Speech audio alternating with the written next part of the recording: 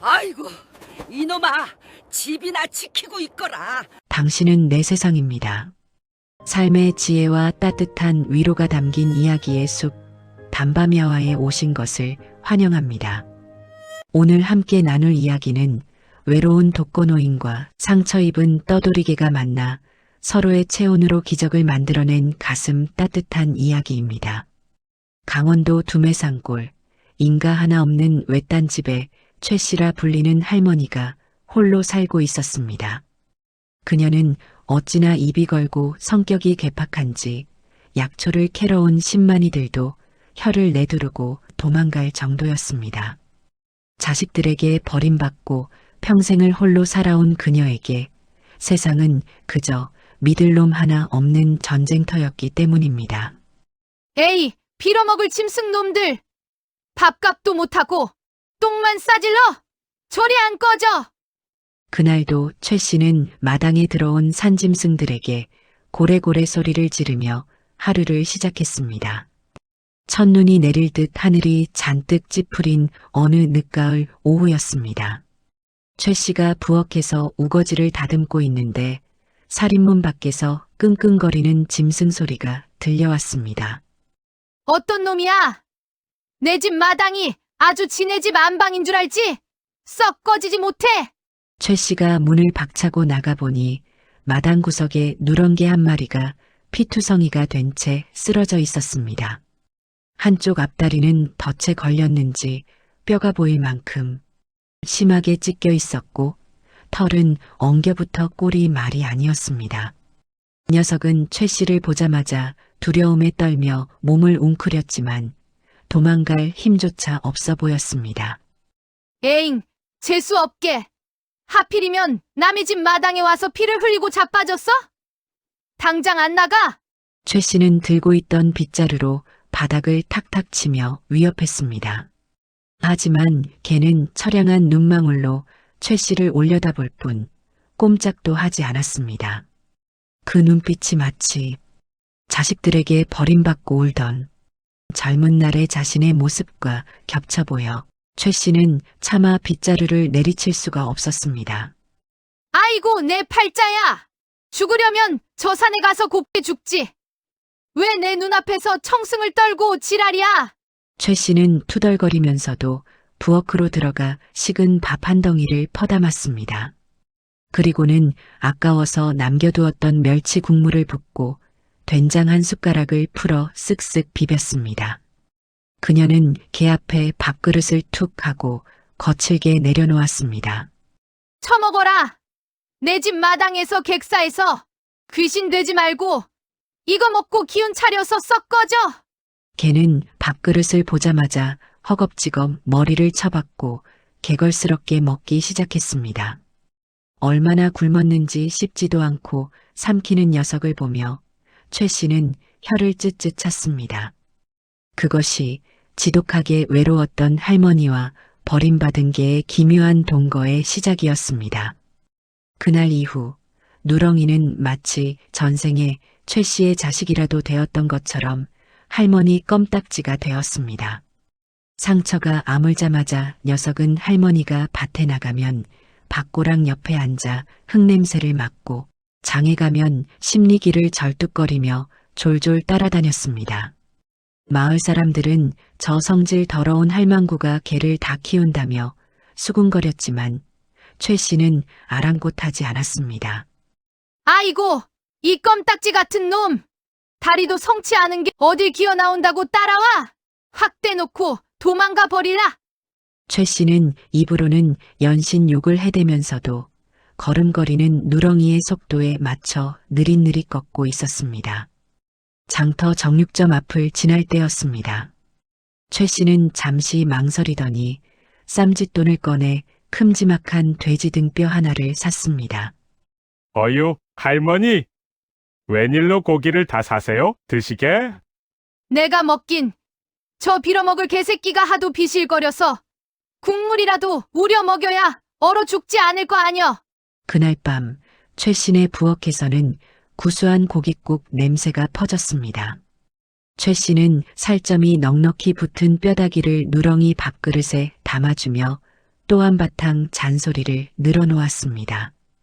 많이 처먹어라. 이거 먹고 살 좀 찌워야 나중에 보신탕 집에 팔아먹지. 알았냐? 하지만 누렁이는 그 말이 사랑한다는 말로 들리는지 꼬리가 떨어져라 흔들며 뼈다귀를 물고 뜯었습니다. 최 씨는 툇마루에 걸터 앉아 그 모습을 물끄러미 바라보았습니다. 평생 혼자 밥을 먹던 적막한 집에 오독오독 뼈 씹는 소리와 씩씩거리는 숨소리가 들리니 비로소 사람 사는 집 같았습니다. 쯧쯧. 너나 나나 팔자가 참 기구하다. 자식 놈들도 안 찾는 이 산골짜기에 너랑 나랑 둘만 남았구나. 그래, 이름이라도 있어야 부를 거 아니야. 그냥 누렁이 해라. 촌스러워야 오래 산다더라. 그날부터 녀석은 누렁이가 되었습니다. 찬바람이 문풍지를 때리는 긴 겨울밤, 최 씨는 방 안에서, 누렁이는 툇마루 밑에서 서로의 숨소리를 들으며 잠이 들었습니다. 비록 한 이불을 덮진 않았지만 서로가 있어 더 이상 밤이 무섭지 않았습니다. 그렇게 두 외로운 영혼은 서로에게 하나뿐인 가족이 되어가고 있었습니다. 본격적인 추위가 시작된 어느 겨울날이었습니다. 하늘이 유난히 낮게 내려앉은 아침, 최 씨는 겨우내 먹을 약초를 캐러 산에 갈 채비를 했습니다. 그런데 평소라면 꼬리를 치며 앞장섰을 누렁이가 그날따라 이상하게 굴었습니다. 아니, 이놈이 왜 이래? 이거 안 나. 나 오늘 저 너머 골짜기까지 갔다 와야 한다니까. 누렁이는 할머니의 바짓가랑이를 물고 늘어지며 가지 말라는 듯 지저댔습니다. 하지만 최 씨는 쓸데없는 소리 말라며 누렁이를 떼어내고 지팡이를 짚은 채 산을 올랐습니다. 그것이 화근이었습니다. 산 중턱에 다다랐을 무렵 갑자기 하늘이 어두워지더니 굵은 눈발이 미친 듯이 쏟아지기 시작했습니다. 이런, 갑자기 날씨가 왜 이래? 서둘러 내려가야겠구먼. 강원도 산골의 눈보라는 매서웠습니다. 순식간에 앞이 보이지 않을 만큼 눈이 쌓였고 익숙했던 산길은 하얀 미로로 변해버렸습니다. 최 씨는 서둘러 하산하려 했지만 눈 덮인 비탈길을 내려오다 그만 밟지 말아야 할 얼음장 위를 딛고 말았습니다. 아! 비명과 함께 최 씨의 몸이 비탈 아래로 굴러떨어졌습니다. 한참을 구르다 멈춘 최 씨가 정신을 차려보려 했지만 오른쪽 다리에서 끔찍한 통증이 밀려왔습니다. 다리가 부러진 것입니다. 다리야. 내 다리. 누렁아, 누렁아. 최 씨는 고통 속에 누렁이를 불렀지만 거센 눈보라 소리에 묻혀 자신의 목소리조차 들리지 않았습니다. 해는 저물어가고 기온은 급격히 떨어졌습니다. 눈은 멈출 줄 모르고 쏟아져 내려 쓰러진 최 씨의 몸을 하얗게 덮기 시작했습니다. 뼛속까지 파고드는 추위에 할머니의 의식은 점차 희미해져 갔습니다. 이렇게 죽는구나. 아무도 없는 산속에서. 춥다. 너무 춥다. 죽음의 공포와 추위가 최 씨를 집어삼키려던 그때였습니다. 저 멀리 하얀 눈 속을 뚫고 누런 점 하나가 쏜살같이 달려오고 있었습니다. 최 씨의 의식이 가물거리는 찰나 차갑게 얼어붙은 뺨 위로 뜨거운 무언가가 닿았습니다. 거칠지만 따뜻한 혀가 최 씨의 얼굴을 쉼없이 핥고 있었습니다. 누렁이였습니다. 할머니가 걱정되어 다친 다리를 이끌고 냄새를 맡으며 눈보라를 뚫고 찾아온 것입니다. 누렁아. 내가 여길 어떻게.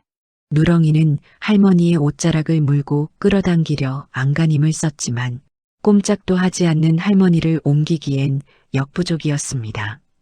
할머니의 몸은 이미 얼음장처럼 차갑게 식어가고 있었습니다. 그러자 녀석은 결심한 듯 자신의 온몸을 던져 할머니의 가슴 위를 덮었습니다. 비켜라. 너도 얼어 죽는다. 하지만 누렁이는 비키지 않았습니다. 오히려 할머니의 차가운 몸을 조금이라도 더 감싸기 위해 자신의 배를 할머니의 가슴에 밀착시키고 내 다리로 할머니를 꼭 끌어안았습니다. 누렁이의 배에서 전해지는 뜨거운 체온이 꺼져가던 최 씨의 심장을 다시 뛰게 만들었습니다. 할머니의 몸을 녹이면서도 누렁이는 밤하늘을 향해 쉬지 않고 지저댔습니다. 살을 애는 눈보라가 녀석의 털을 하얗게 뒤덮고 콧수염에 고드름이 맺혀도 짖는 것을 멈추지 않았습니다. 그것은 단순한 짖음이 아니라 산 아래 세상을 향해 보내는 처절한 구조 신호였습니다. 그때 기이한 일이 벌어졌습니다. 고요하던 산 아래 마을의 개 한 마리가 누렁이의 소리에 귀를 쫑긋거리더니 허공을 향해 길게 짖기 시작했습니다. 그러자 옆집 개가 또 그 뒷집 개가 마치 누렁이의 다급한 외침을 알아듣기라도 한 듯 온 동네의 개들이 일제히 목청을 높여 지저대기 시작한 것입니다. 아니, 이게 무슨 변고야? 온 동네 개들이 갑자기 왜 이래? 호랑이라도 내려왔나? 이장님, 개들이 죄다 산 쪽을 보고 짖습니다. 꼭 저기 누가 있다고 알리는 것 같은데요. 마을 사람들은 개들의 이상한 행동에 등불을 들고 모여들었습니다. 불안한 기운이 감도는 가운데 누군가 퍼뜩 무언가를 깨달은 듯 소리쳤습니다. 가만, 그러고 보니 오늘 최 씨 할머니 코빼기도 못 봤어. 이 눈 속에 그 노인네랑 그 껌딱지.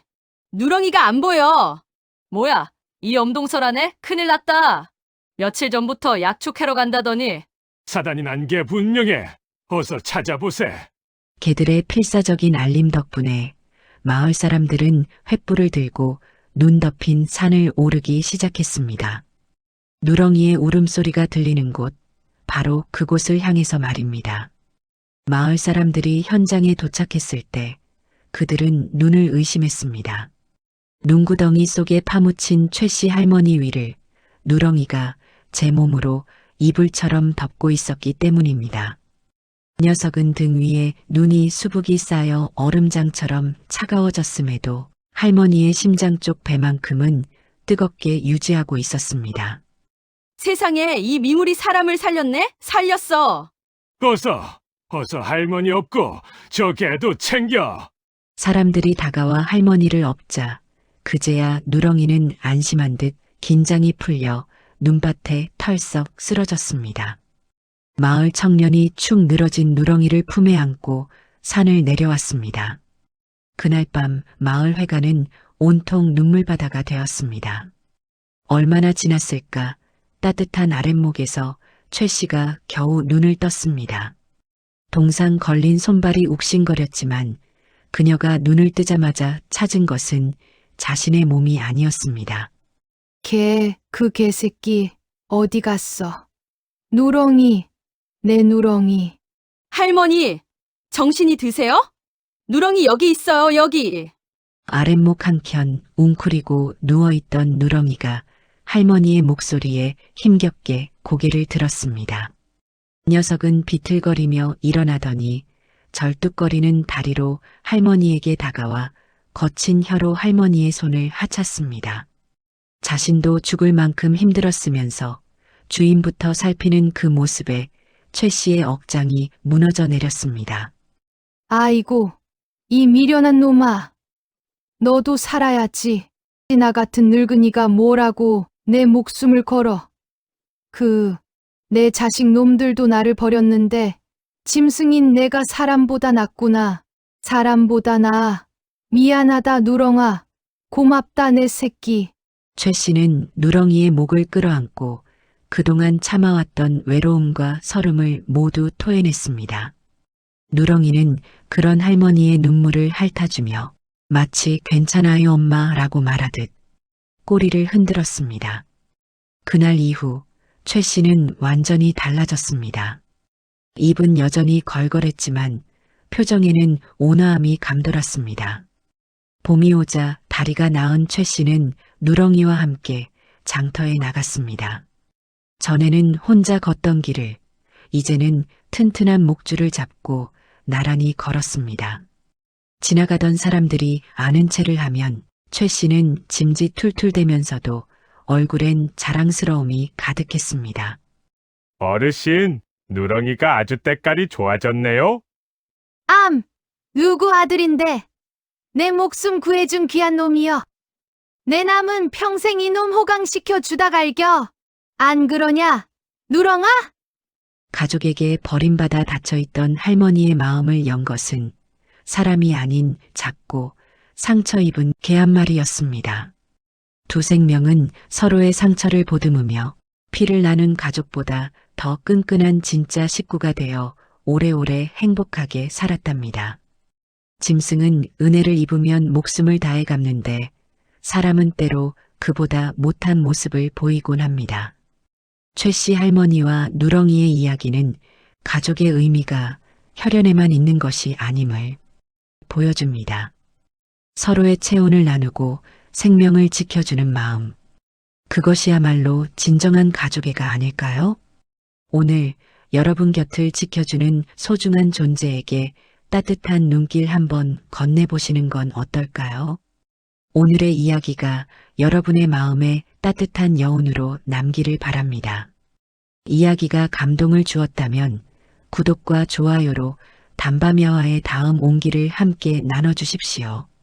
저는 다음 시간에도 삶의 지혜가 담긴 이야기로 다시 찾아뵙겠습니다.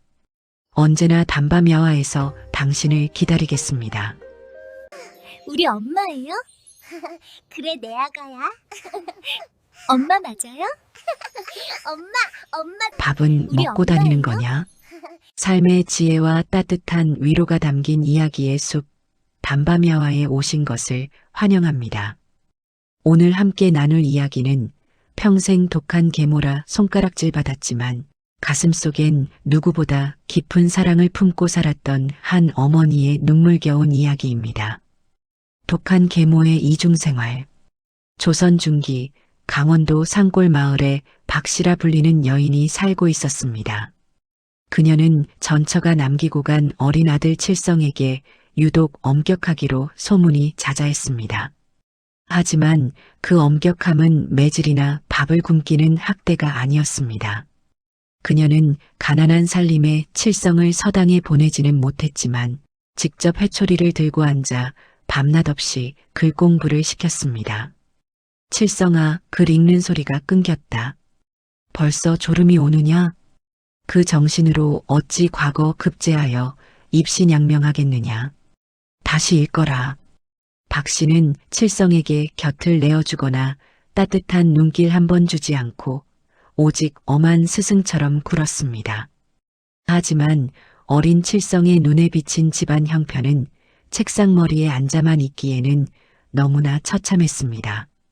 다 해진 어머니의 치마, 쌀독을 긁는 소리, 밤새 삭바느질하느라 굽은 어머니의 등. 어머니는 저리 고생하시는데 나만 편하게 앉아서 글을 읽을 순 없어. 내가 돈을 벌어야 해.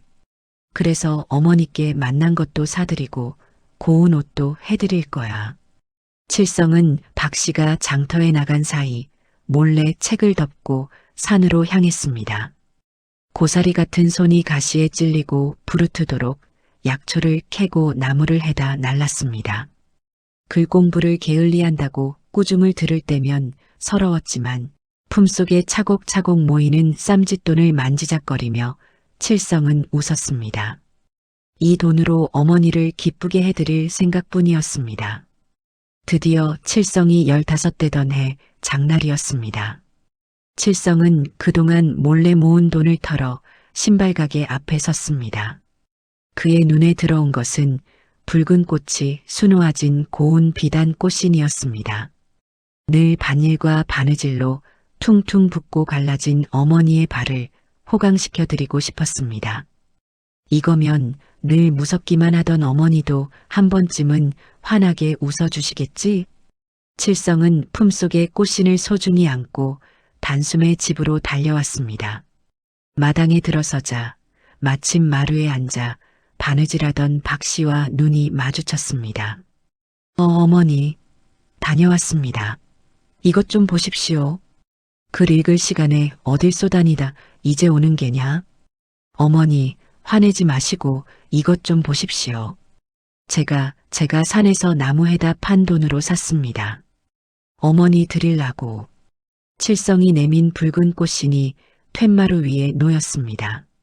순간 박 씨의 눈이 커지더니 이내 손끝이 파르르 떨렸습니다.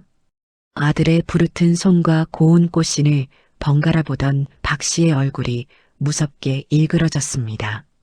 이런 천하의 쓸데없는 짓을 내가 너더러 돈 벌어오라 시키더냐. 내깟 놈 나무짐지게 하려고 내가 밤새 눈 빠지게 바느질하는 줄 아느냐. 어머니, 저는 그저 어머니 기쁘게 해드리려고. 기쁘게? 내 놈이 글 공부는 뒷전이고 장사치 흉내나 내고 다니는 게 나를 기쁘게 하는 거냐? 내가 붓을 놓는 순간 평생 이 지긋지긋한 가난 구덩이에서 못 벗어난다는 걸 왜 모르느냐? 그것은 단순한 분노가 아니었습니다.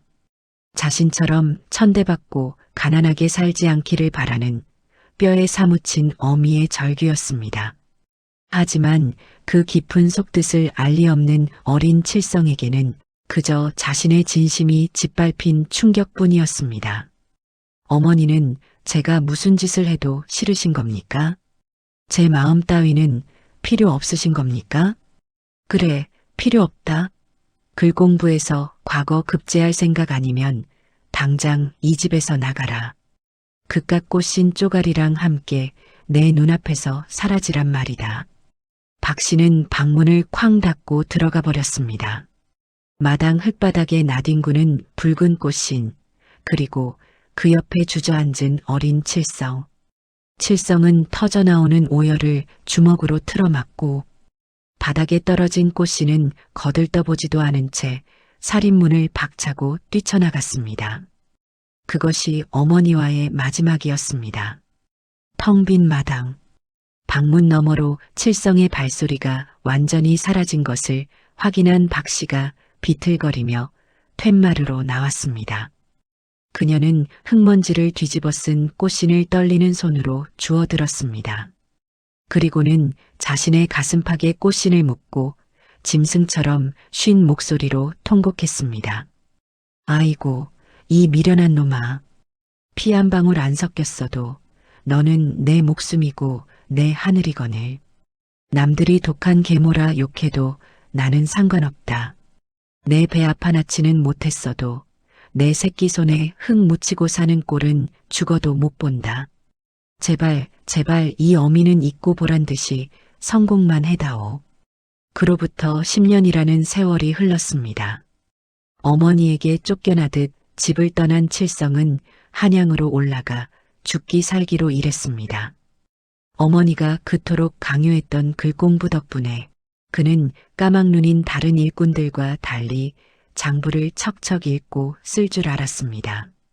그 덕에 칠성은 상단 주인의 눈에 띄어 10년 만에 한양에서 제일 가는 상단의 대행수 자리에까지 올랐습니다. 자네 덕분에 이번 비단 장사도 대박이 났네. 칠성 행수, 자네는 정말 복덩어리야. 내 딸과 혼인하여 이 상단을 물려받을 생각 없는가? 과분한 말씀입니다. 저는 아직 해야 할 일이 남았습니다. 칠성은 비단옷에 갓을 쓰고 남부럽지 않은 부자가 되었지만 가슴 한구석엔 늘 찬바람이 불었습니다. 그의 성공은 야망이 아니라 자신을 내친 어머니에 대한 오기였기 때문입니다. 보란듯이 성공해서 내가 없어서 후회하게 만들어주겠다. 그것이 칠성을 버티게 한 힘이었습니다. 아니, 이게 누구야? 칠성이, 자네 칠성이 아닌가? 어느 날 상단 앞에서 칠성은 낯익은 목소리에 발걸음을 멈췄습니다. 고향 마을에 살던 이웃집 이씨 아저씨였습니다. 약초를 팔러 한양에 왔다는 이씨는 칠성의 번듯한 모습을 보고 입을 다물지 못했습니다. 세상에 용됐구먼. 자네가 이렇게 성공한 줄 알면 박 씨가 춤이라도 추겠어. 그분 이야기는 하지 마십시오. 저와는 연을 끊은 지 오래입니다. 자네 아직도 모르는가? 자네 어머니 말일세. 지금 다 죽게 생겼네. 그게 무슨 소립니까? 자네 떠나고 나서 시름시름 앓더니 몇 년 전부터는 아예 눈이 멀어 앞도 못 본다네. 약 한참 못 쓰고 방구석에 누워만 있는데 그 독하던 여편네가 곡기를 끄는 지는 벌써 닷새가 넘었어. 칠성의 심장이 쿵 하고 내려앉았습니다. 독하게 내칠 땐 언제고 이제 와서 병들고 눈까지 멀었다니. 통쾌할 줄 알았던 복수심 대신 가슴 깊은 곳에서 알 수 없는 뜨거운 것이 치밀어 올랐습니다. 마을 사람들은 업보라고 손가락질하지만 내 눈엔 그게 아니야. 자네 어머니 밤마다 누굴 그렇게 애타게 부르던데 자네가 한 번만이라도 가보게. 이러다 송장 치우게 생겼어. 이 씨가 떠난 뒤 칠성은 집무실에 홀로 앉아 술잔을 기울였습니다. 화려한 비단옷도 쌓여있는 엽전도 그날 밤 어머니가 내던진 꽃신처럼 부질없게만 느껴졌습니다. 성공해서 돌아오라 하셨지요. 그래요. 내 눈으로 똑똑히 보여줄 겁니다. 당신이 내친 자식이 얼마나 잘 되었는지. 그리고 물어볼 겁니다. 왜 그때 내 마음을 짓밟았는지. 칠성은 그 길로 짐을 꾸렸습니다. 그것은 금이환양이라기보다는 10년 묵은 애증의 매듭을 풀러가는 길이자 어머니와의 마지막 이별을 예감하는 슬픈 귀향길이었습니다. 칠성이 말을 타고 당도한 고향집은 기억 속의 집보다 훨씬 작고 초라해져 있었습니다. 울타리는 무너져 자풀이 무성하고 방문 창호지는 뜯겨나가 찬바람이 드나들었습니다. 사람이 산다기보다는 짐승의 굴에 가까운 처참한 몰골이었습니다. 이게 그 독하던 양반이 살던 집이란 말입니까? 대체 어떻게 사셨길래? 칠성은 화려한 비단 옷자락에 흙먼지가 묻는 것도 잊은 채 다 쓰러져가는 방문을 열어젖혔습니다. 방 안에서는 퀴퀴한 곰팡이 냄새와 함께 삭은 약초 냄새가 훅 끼쳐왔습니다. 그리고 그 어둠 속 윗목에 낡은 이불 하나를 뒤집어 쓰고 누워있는 노파가 보였습니다. 10년 전 설이 빨갛던 기세는 온데간데였고 앙상한 뼈만 남은 박씨였습니다. 누구시오? 이서방이요? 물 좀 주시오. 칠성은 숨을 멈췄습니다. 박씨의 두 눈은 하얗게 탁해져 초점을 잃고 있었습니다. 정말로 눈이 먼 것입니다. 칠성은 떨리는 손으로 물사발을 떠서 박씨의 입가에 가져다 대었습니다. 박씨는 허겁지겁 물을 마시더니 칠성의 비단 소매를 꽉 움켜쥐었습니다. 이 매끄러운 옷감은 귀한 분이 오셨구려. 누추한 곳이라 대접할 게 없는데. 칠성은 아무 말도 할 수 없었습니다. 어머니라고 부르기엔 원망이 남았고 남이라 부르기엔 가슴이 너무 아팠습니다. 그때였습니다. 박씨가 갑자기 정신이 나간 사람처럼 몸을 일으키더니 보이지 않는 눈으로 부엌 쪽을 향해 기어가기 시작했습니다. 아이고, 해가 졌는데 밥을 해야지. 우리 칠성이 올 때가 됐는데. 예. 산에서 나무 해오면 배가 고플 텐데 찬밥이라도 데워놔야지. 내가 이럴 때가 아닌데 우리 칠성이 밥 먹여야 하는데. 칠성의 심장이 쿵 하고 내려앉았습니다. 눈이 멀고 정신이 혼미한 와중에도 그녀의 기억은 10년 전 그날에 멈춰 있었습니다. 자신을 내쫓던 그 독한 계모가 사실은 매일 밤 아들의 끼니를 걱정하고 있었던 것입니다. 이게 대체 무슨 일입니까? 저를 쫓아내고 잘 먹고 잘 사실 줄 알았는데 왜 이러고 계십니까? 왜? 칠성은 혼란스러웠습니다. 자신을 매몰차게 내쳤던 그날의 기억과 눈앞에서 아들 밥을 챙기겠다며 허공을 더듬는 노파의 모습이 뒤엉켜 머릿속을 어지럽혔습니다. 도대체 10년 전 그날 무슨 일이 있었던 것일까? 그리고 그때 칠성의 눈에 장롱 밑 구석에 삐져나온 낡은 보자기 하나가 들어왔습니다. 칠성은 홀린 듯 장롱 밑으로 다가가 먼지 쌓인 보자기를 꺼냈습니다. 떨리는 손으로 매듭을 풀자 그 안에서 낡은 물건 하나가 나왔습니다. 그것은 10년 전 어머니가 마당에 내동댕이 쳤던 바로 그 붉은 비단 꽃신이었습니다. 그런데 꽃신의 모양새가 어딘가 기이했습니다. 이게 대체 어찌된 일인가?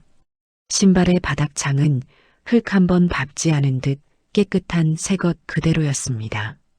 하지만 고운 자수가 놓여있던 신발의 발등 부분은 올이 다 풀리고 하얗게 닳아 구멍이 날 지경이었습니다. 신고 다니며 다른 것이 아니라 누군가 매일 밤 손으로 쓰다듬고 또 쓰다듬어 닳아버린 흔적이었습니다. 칠성이, 자네 여기 있었구먼. 뒤늦게 소식을 듣고 달려온 이웃집 이씨가 방 안으로 들어섰습니다. 그는 칠성이 들고 있는 낡은 꽃신을 보더니 긴 한숨을 내쉬었습니다. 결국 그걸 보았구먼. 아저씨, 이게 다 뭡니까? 어머니는 이 신발을 버리셨습니다. 헌데 왜 이것이 여기 있습니까? 왜 발등만 이리 달았습니까? 버리다니. 그날 자네가 떠나고 박 씨가 그 신발을 주어 품에 안고 얼마나 울었는지 아나. 그 사람은 자네가 떠난 10년 동안 단 하루도 그 신발을 손에서 놓은 적이 없네. 그럴 리가 없습니다. 저를 꼴도 보기 싫다며 내쫓은 분입니다. 이런 미련한 놈, 아직도 모르겠나? 박 씨가 왜 그리 독하게 굴었는지. 자네를 그 가난한 총구석에 묶어두면 평생 나무꾼 노릇이나 하다 늙어 죽을까봐 일부러 정 떼고 독하게 마음먹으라고 연극을 한 게야. 이 씨의 말은 칠성의 가슴을 날카로운 비수처럼 파고들었습니다. 지난 10년간의 기억이 주마등처럼 스쳐 지나갔습니다. 성공에 대한 오기로 버텼던 날들, 그 뒤에는 보이지 않는 어머니의 그림자가 있었습니다. 자네가 한양 상단에서 어찌 그리 빨리 자리를 잡았는지 아시는가? 박 씨가 밤낮으로 삭바느질하고 밭일에서 모은 돈을 자네 몰래 상단 주인에게 보냈다네. 내 자식 좀 잘 거두어 달라고 굽신거리면서 말이야. 그렇게 몸이 부서져라 일만 하다가 병을 얻었고 매일 밤 그 꽃신을 어루만지며 자네 이름을 부르다가 눈물로 눈이 멀어버린 게야. 그런데도 자네한테 짐된다고 연락도 못하게 막았다네. 진실은 너무나 아프고 무거웠습니다. 칠성의 손에 들린 달아빠진 꽃신은 신발이 아니라 어머니의 심장이었습니다. 칠성은 바들바들 떨리는 손으로 꽃신을 가슴에 품었습니다. 발등이 닳도록 쓰다듬으며 아들의 안녕을 빌었을 어머니의 거친 손길이 10년의 세월을 넘어 칠성의 가슴에 고스란히 전해져 왔습니다. 칠성아, 내 새끼, 밥은 굶지 마라, 아프지 마라. 어머니, 어머니. 칠성은 달아빠진 꽃신을 품에 안고 방 안으로 기어 들어갔습니다. 그는 앙상하게 마른 박 씨의 손을 잡아 자신의 젖은 얼굴에 갖다 대었습니다. 거칠고 투박한 손, 10년 전 자신을 내치던 그 매몰찬 손은 이제 힘없이 떨리고 있었습니다. 어머니, 접니다. 불효자 칠성이가 왔습니다. 흐윽. 칠성이? 정말 내 아들 칠성이냐? 박 씨의 손이 칠성의 얼굴을 더듬었습니다. 비단 가끈, 젖은 눈가, 그리고 10년 전보다 굵어진 턱선. 손끝으로 아들의 얼굴을 확인한 박 씨의 입술이 파르르 떨렸습니다. 아이고, 내 새끼 살아있었구나. 밥은 먹고 다니는 거냐? 어디 아픈 데는 없고? 어머니, 어찌 그러셨습니까? 왜 저 같은 놈 때문에, 왜 이 지경이 되도록? 아니다, 나는 괜찮다. 내가 이리 번듯하게 돌아왔으니 나는 여한이 없다. 내 눈이 멀어 너를 못 보는 것이 한스럽지만 그래도 내 손이 너를 기억하니 되었다. 칠성은 어머니의 가슴에 얼굴을 묻고 아이처럼 엉엉 울었습니다. 박 씨는 그런 아들의 등을 10년 전에는 차마 해주지 못했던 그 따뜻한 손길로 하염없이 쓰다듬었습니다. 피 한 방울 섞이지 않았지만 두 사람은 세상 그 누구보다 끈끈한 모자였습니다. 박 씨의 흐릿한 눈동자가 허공을 응시하더니 마치 꿈을 꾸듯 20년 전 그날을 이야기하기 시작했습니다. 칠성아, 너는 기억하느냐? 내가 이 집에 처음 시집 오던 날을. 전처 자식이 있는 집에 들어온 죄인이라 나는 내가 무서워 눈도 못 마주치고 부엌 구석에 쭈그리고 앉아 있었지. 헌데 내 살배기 핏덩이였던 내가 쪼르르 달려와 내 치맛자락을 잡더구나. 어머니? 내 어머니세요? 그러더니 내 품을 파고들며 어머니 냄새가 난다고 방긋 웃었어. 그 순간 내 심장이 쿵 하고 내려앉더구나. 내 배 아파 낳은 자식도 나를 그리 살갑게 반겨주진 않았을 게다. 박 씨의 눈에서 굵은 눈물방울이 주르륵 흘러내렸습니다. 그녀는 칠성의 머리카락을 쓰다듬으며 말을 이었습니다. 그날 밤 잠든 내 얼굴을 보며 맹세했다. 이 맑은 눈망울에 가난의 때가 묻게 하지 않겠다고. 내가 악기가 되고 마귀 할멈이 되어서라도 너만큼은 이 지긋지긋한 산골을 벗어나 글 읽는 선비로 큰 세상 호령하는 대장부로 키우겠다고 말이다. 그것도 모르고 저는 어머니를 원망만 하고 미워해야 떠날 수 있지 않느냐. 정을 주면 내가 내 치마폭에 숨어 약해질까봐 허벅지를 꼬집어가며 모진 말을 뱉었다. 내 속이 문드러지는 줄도 모르고 그제야 칠성은 알 수 있었습니다. 어린 시절 자신이 아플 때면 밤새 머리맡을 지키다. 아침이면 차갑게 돌변하던 어머니의 이중적인 모습들이 모두 뼈를 깎는 사랑이었음을. 칠성은 어머니의 무릎에 얼굴을 묻고 그동안 쌓였던 10년치의 그리움과 죄송함을 토해내듯 울었습니다. 그날 이후 칠성은 한양의 상단일을 정리하고 고향으로 내려왔습니다. 그는 다 쓰러져 가던 초가집을 허물고 어머니가 평생 편히 지내실 수 있는 크고 따뜻한 기와집을 지었습니다. 비록 박 씨의 눈을 되돌릴 수는 없었지만 칠성은 어머니의 지팡이가 되어 평생 곁을 지켰습니다. 저기 좀 봐. 칠성이가 또 어머니 모시고 꽃구경 가네. 계모한테 저렇게 잘하는 효자가 세상에 또 있을까? 박 씨가 복받았어. 복받았어. 마을 사람들은 두 사람을 보고 한 목소리로 말했습니다. 칠성은 매일 아침 어머니에게 고운 비단꽃신을 신겨드렸습니다. 비록 앞은 보이지 않아도 발끝에 닿는 아들의 효심만으로도 박 씨는 세상에서 가장 행복한 어머니였습니다. 그녀가 품속에 안고 닳도록 쓰다듬었던 그 낡은 꽃씨는 이제 두 사람의 가슴 속에 영원히 지지 않는 사랑의 꽃으로 피어났답니다. 낳은 정보다 무서운 것이 기른 정이라 했습니다. 박 씨는 비록 악역을 자처했지만 그 바탕에는 자식을 위해 자신의 모든 것을 희생한 숭고한 사랑이 있었습니다. 눈에 보이는 것이 전부는 아닙니다. 때로는 차가운 훈육 뒤에 그 무엇보다 뜨거운 눈물이 숨어 있을지도 모릅니다. 오늘 여러분 곁에 있는 부모님의 거친 손을 한 번쯤 따뜻하게 잡아드리는 건 어떨까요? 오늘의 이야기가 여러분의 마음에 따뜻한 여운으로 남기를 바랍니다. 이야기가 감동을 주었다면 구독과 좋아요로 담밤야와의 다음 온기를 함께 나눠주십시오. 저는 다음 시간에도 삶의 지혜가 담긴 이야기로 다시 찾아뵙겠습니다. 언제나 담밤야와에서 당신을 기다리겠습니다. 친성이 떡 맺히는 것 좀 봐. 어찌 저리 힘이 좋아? 떡판이 다 깨지겠어.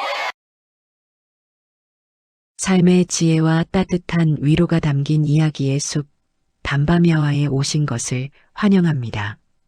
오늘 함께 나눌 이야기는 쌀 한 줌을 훔치러 온 도둑에게 몽둥이 대신 따뜻한 밥상을 내어준 한 과부의 지혜로운 이야기입니다.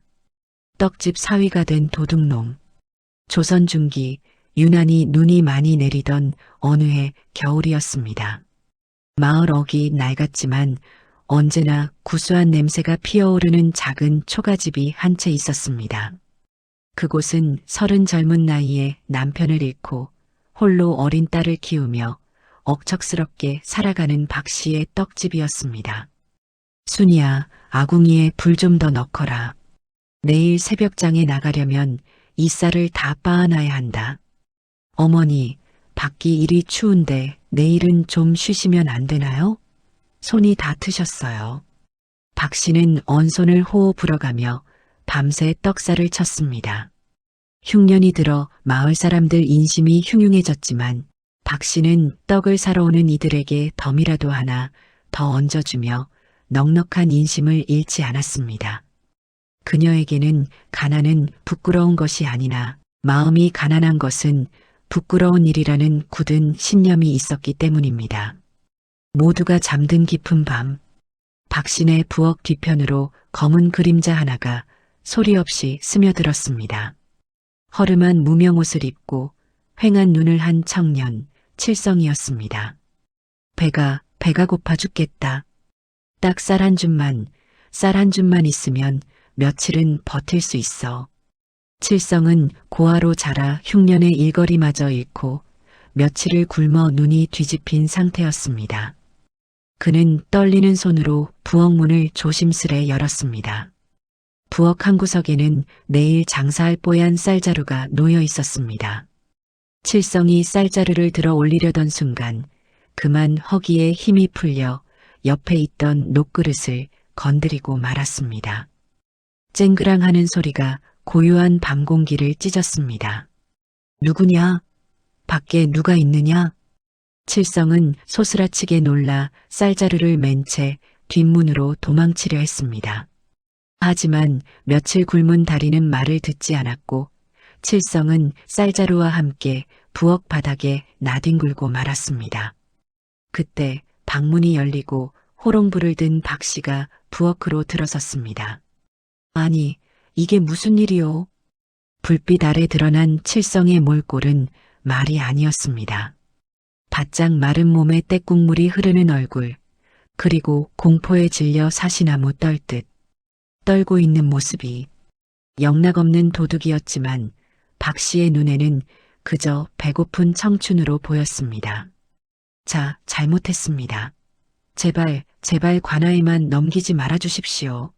너무 배가 고파서 그만. 칠성은 몽둥이 찜질을 당하거나 관아로 끌려갈 것이라 생각하며 눈을 질끈 감았습니다.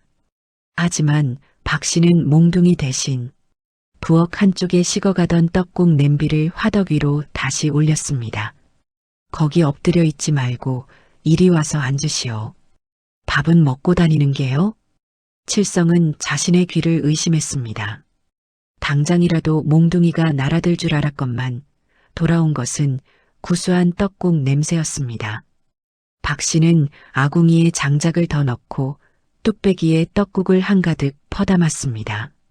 모락모락 피어오르는 김 사이로 고소한 참기름 냄새가 칠성의 코를 찔렀습니다. 자, 식기 전에 어서 드시오. 떡장사 집에 떡국 흔한 거야 흉도 아니니. 이걸 정말 제게 주시는 겁니까?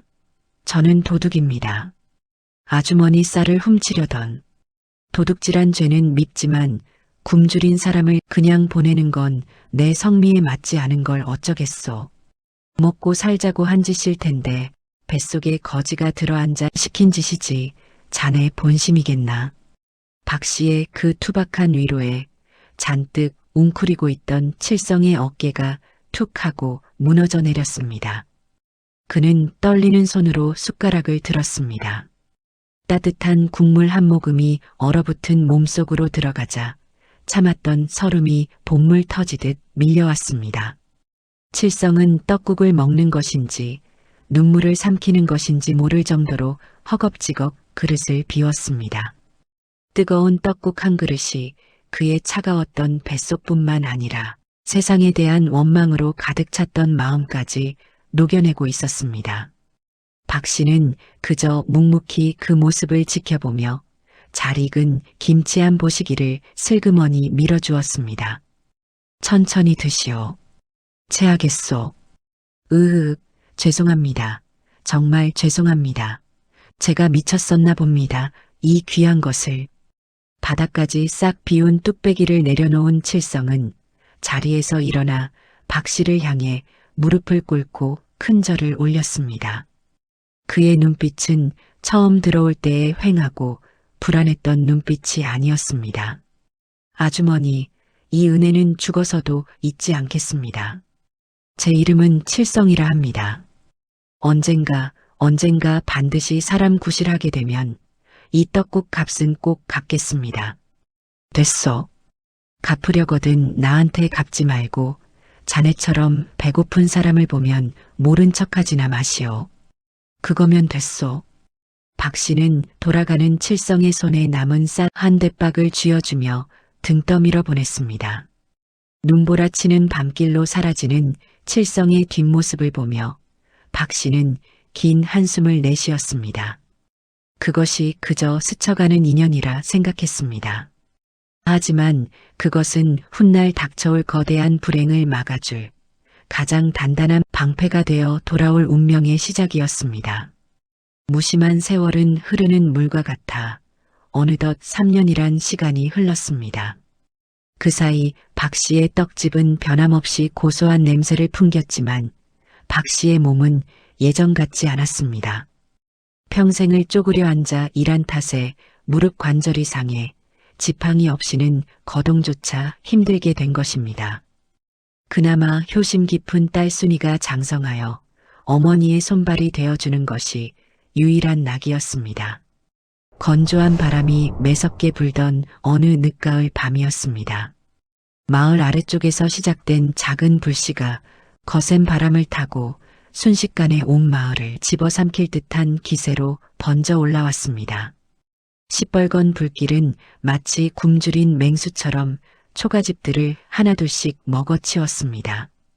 불이야, 불이 났다. 어서 피해. 산 쪽으로 도망쳐. 바람이 너무 세다. 이러다 마을이 다 타버리겠어. 어서 뛰어. 평화롭던 마을은 순식간에 아수라장이 되었습니다. 사람들은 이불 보따리만 겨우 챙겨 앞다투어 마을을 빠져나갔습니다. 하지만 마을 가장 안쪽에 있는 박씨네 떡집은 이미 불길에 포위된 뒤였습니다. 박씨는 불편한 다리를 이끌고 문 밖으로 나서려 했지만 매캐한 연기에 숨이 막혀 그만 주저앉고 말았습니다. 콜록, 콜록. 순이야, 나는 틀렸다. 내 다리로는 도저히 못 간다. 너라도 어서 나가거라. 어서. 안 돼요, 어머니. 어머니를 두고 혼자 살겠다고 도망칠 수는 없어요. 같이 가셔야 해요. 이년아, 너라도 살아야 내 제사상을 차려줄 것 아니냐. 제발 어서 가. 박 씨는 딸의 등을 떠밀었지만 순이는 어머니의 허리춤을 부여잡고 꼼짝도 하지 않았습니다. 그 사이 불길은 떡집의 담장을 넘어 마당까지 들이닥쳤습니다. 뜨거운 열기가 살갗을 파고들고 검은 연기가 방 안을 가득 채웠습니다. 도망칠 길은 모두 불길에 막혀버렸습니다. 어머니, 무서워요. 아이고, 하필이면 이럴 때 내 다리가. 미안하다, 순이야. 정말 미안하다. 모녀는 서로를 부둥켜 안고 다가오는 죽음의 공포에 떨었습니다. 그때 닫혀있던 부엌문이 쾅 하고 부서지며 시뻘건 불길 속에서 누군가가 뛰어들어왔습니다. 자욱한 연기를 뚫고 나타난 이는 곰처럼 덩치가 큰 사내였습니다. 그는 온몸에 물을 뒤집어 쓴 채 젖은 솜니부를 머리에 이고 불길을 헤치고 들어왔습니다. 사내는 구석에 웅크린 모녀를 발견하자마자 단숨에 달려왔습니다. 아주머니, 정신 차리십시오. 접니다. 누구시오? 설명은 나중에 하겠습니다. 어서 업히십시오. 아가씨는 내 허리춤을 꽉 잡으시오. 놓치면 죽습니다. 사내는 주저없이 등을 내밀어 박 씨를 번쩍 업었습니다. 그리고는 한 손으로는 순이를 부축하고 다른 한 손으로는 젖은 이불을 휘두르며 맹렬한 불길 속을 뚫고 나갔습니다. 머리 위로 불타는 석가래가 무너져 내렸지만 사내는 눈 하나 깜짝하지 않고 몸으로 막아내며 떡집을 빠져나왔습니다. 조금만 더 참으십시오. 다 왔습니다. 사내는 마을 밖 개울가 안전한 곳에 다다라서야 박 씨를 조심스레 내려놓았습니다. 그제야 박 씨와 순이는 거친 숨을 몰아쉬며 정신을 차릴 수 있었습니다. 박 씨는 검댕이 묻은 얼굴로 자신의 생명의 은인을 올려다보았습니다. 어딘가 낯익은 얼굴. 하지만 3년 전 비루먹은 도둑이라곤. 상상할 수 없을 만큼 늠름해진 청년이 그곳에 서 있었습니다. 이복의 젊은이, 자네는 대체 누구길래 목숨을 걸고 우릴 구해준 게요? 아주머니, 저를 잊으셨습니까? 3년 전 이댁 부엌에서 떡국 한 그릇 얻어먹고 울던 그 도둑놈 칠성입니다. 칠성이라니, 아니, 그 칠성이가 자네란 말인가? 예. 그때 아주머니가 주신 따뜻한 떡국 한 그릇 덕분에 제가 사람답게 살 마음을 먹었습니다. 상단에서 일하며 기회를 보다가 은혜를 갚으러 왔는데 마침 마을에 불길이 치솟더군요. 늦지 않아서 천만다행입니다. 박 씨는 칠성의 두 손을 부여잡고 하염없이 눈물을 흘렸습니다. 그날 밤 베푼 떡국 한 그릇이 3년 뒤 자신과 딸의 목숨을 구하는 동아줄이 되어 돌아온 것입니다.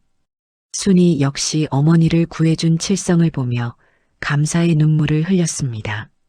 활활 타오르는 떡집의 불길 뒤로 세 사람의 따뜻한 재회가 밤하늘을 밝히고 있었습니다. 화마가 휩쓸고 간 자리에 다시 따뜻한 봄이 찾아왔습니다. 잿더미가 되었던 박 씨의 초가집 터에는 전보다 훨씬 크고 번듯한 기와집 공사가 한창이었습니다. 칠성은 상단에서 번 돈을 모두 털어 최고의 목재를 사다가 직접 기둥을 세웠습니다.